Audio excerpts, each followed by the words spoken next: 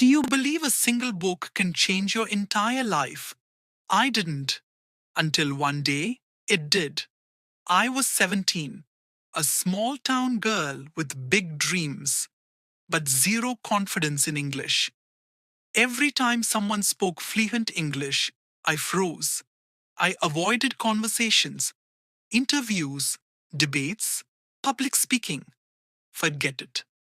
One day, while waiting at the railway station, I saw an old man reading The Alchemist by Paulo Coelho. I had heard about the book, but never dared to read it. I smiled and asked, "Is it good?" He looked up and said just one thing: "Books don't just teach English, they build your soul." That line stuck with me. That night, I downloaded the book and started reading, one slow word at a time.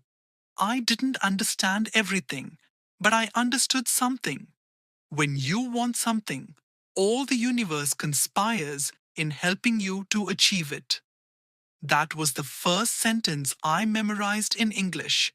From that day on, I made a promise: one book, 1 month, one step forward. I read children's books, then short stories, then novels, from The Little Prince to Atomic Habits. My vocabulary improved, my confidence grew.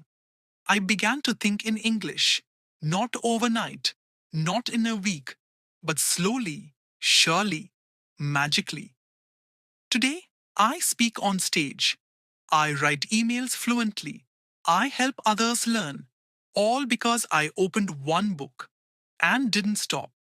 You don't need to be perfect. You just need to begin.